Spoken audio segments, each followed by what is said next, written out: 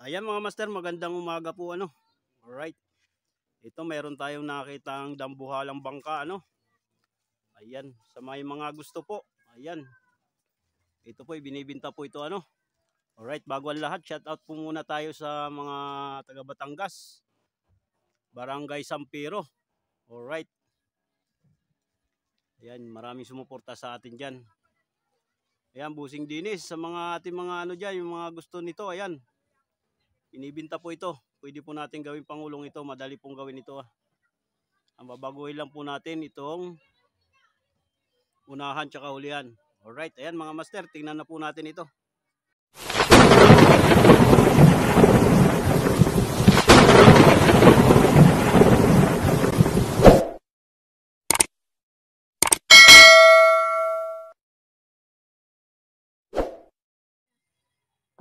So, ayan mga master, bali nandito po yung isa sa may-ari po nito. Ano? Busing, anong haba po nitong ating bangka? Ay, kung lang po yan. Yan ay sa ibabaw ay 85. 85 po yung haba ng ibabaw. Yung loob po, yung ano yung buka ng loob. Buka ng loob. Sa ibabaw po na yan ay parang 14. 14 po yung lapad.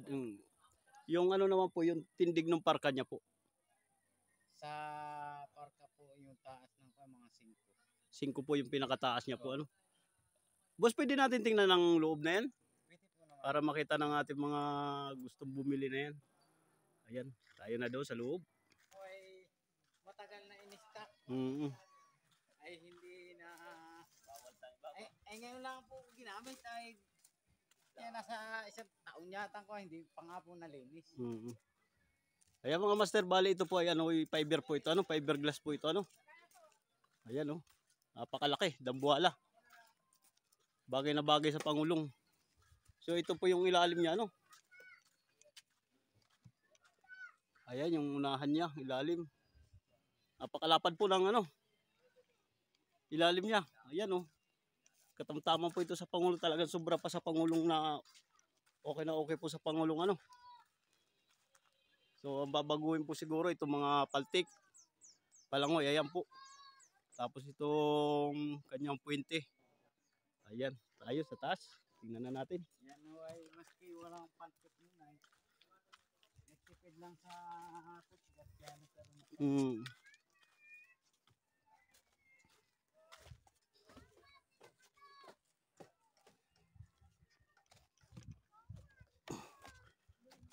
Ito yung unahan niya ano. Napakalapad. Ano mga pangarga nito, Busing? Dati kinakarga ng Cupra. Cupra. Cupra, Cupulamber.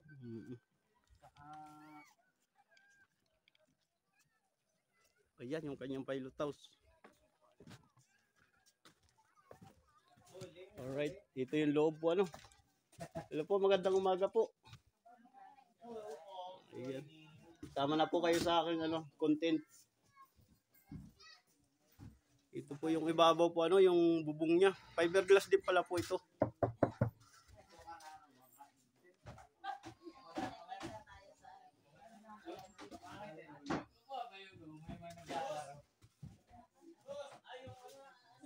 Ayan mga master, yung lapad po ano.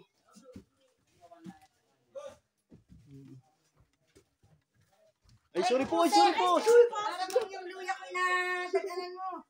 Sige po, sir. Ako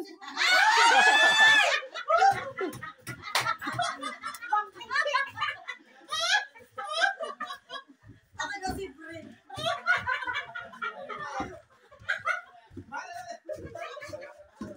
Ayan po, bali dito po kung gusto niyo po ng ano ay paglalagay ng birada po, dito po pwede pong gawin ano.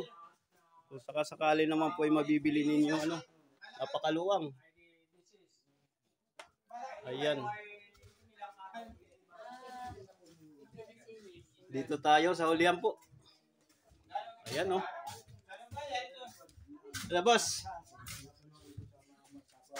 Ayan oh. Ito po yung hulihan niya. Tingnan natin yung luwang ng hulihan.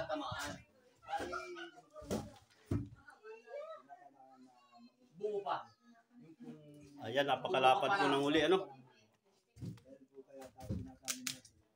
So, konting repair lang po ito kung gagawin po natin pangulong ano. Ayan. Yung mabibili naman po ninyo, ako na pong bahala mag-repair nito. Ayan. Para sa mga taga Batangas po. Ayan.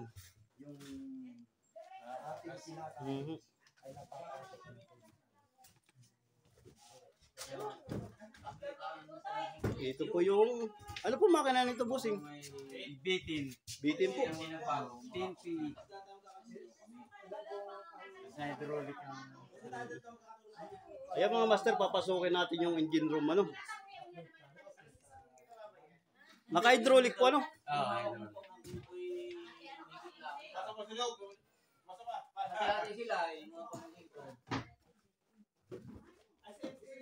Ayan, nandito tayo sa entrance ng engine room ano. So ayan, kita na po natin yung makina bitin. Yung transmission niya, hindi ko alam kung anong ano nito, kung 3:1, 4:1. Ha? 3.8. Ayan po yung transmission niya no.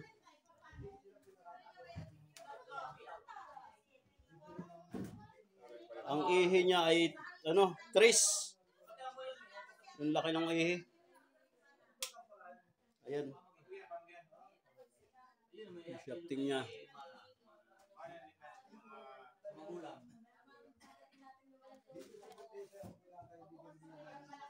Ayan mga master, mag-PM na lang po kayo sa may mga gusto.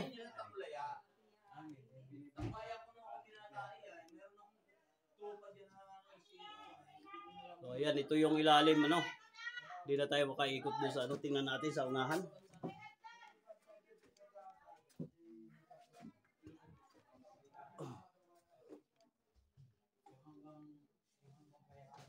Ayan yung unahan ng makina, yung harapan. Napakaluwang dito sa loob. Right.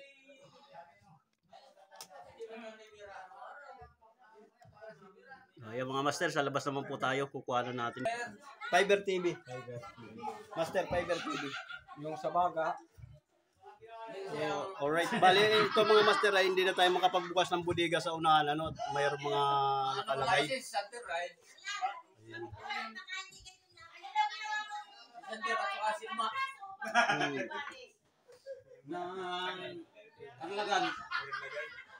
Titingnan natin ang ibabaw. Boss, titingnan akit ako sa taas ha.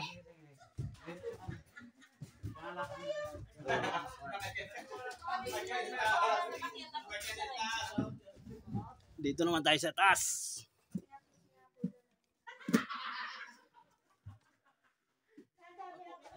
Ito po yung pilot house. Ito po yung ano.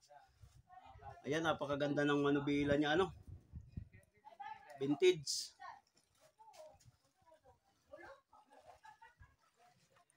Napakaganda pong gawing pangulong ito. So mga gusto po ano. Ito yung ibabaw.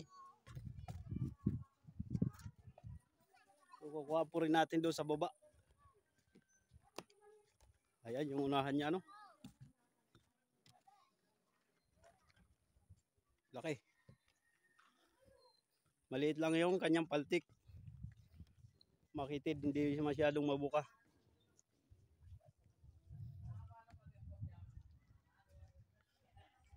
Alright, ayan mga master, sisilipin natin uli sa baba.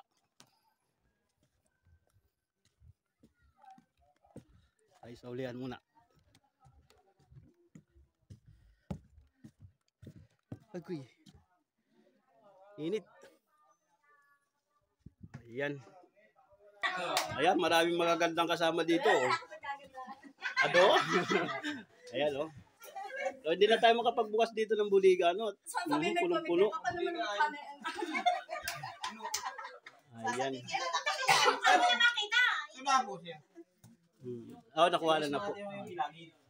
Ang price po natin mga master, PM na lang po kayo para malaman nyo po yung presyo nito. Ano? May model po yan.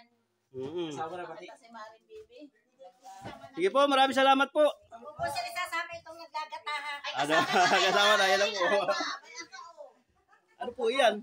Papaya? Escabeche? Ayan, parang masarap po yan. Ano?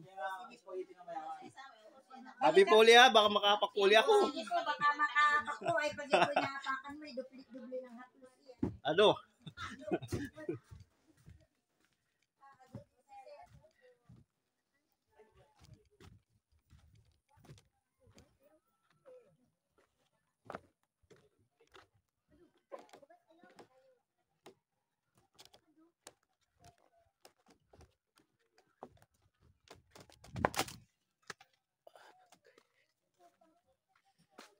Tayo makapunta sa hulihan, gawa nung ano, may tubig.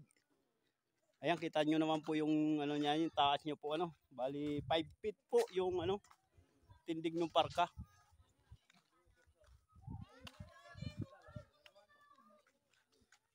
Ayan, dambuhalang bangka. Sa mga ano po, yung gusto magpagawa ng bangka, ba ito po. Hindi na po kayo magpapagawa. Ayan, fiberglass po. Ayan.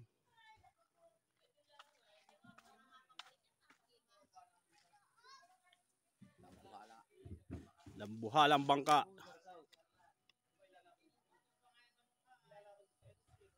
Lawak ng kargahan. Alright. Babaw pati. Tingnan nyo po yung lutang ano. Yung kanyang lutang. Ayan, napakalaking bangka. Pero yung nilubog niya. Ayan oh, kita natin yung bakas po ano.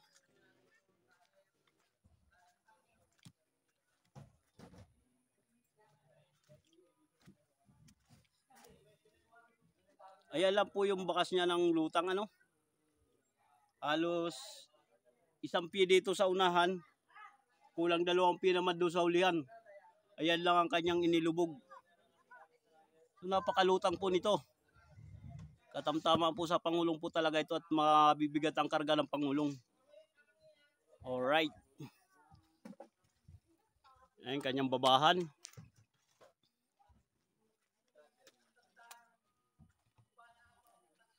Kung mamumroblema po kayo sa magre-repair, ako pong bahala. Ayan, madali po natin gagawin yan. Kung gusto nyo pong pahabaan, madali din po natin pahabaan yan.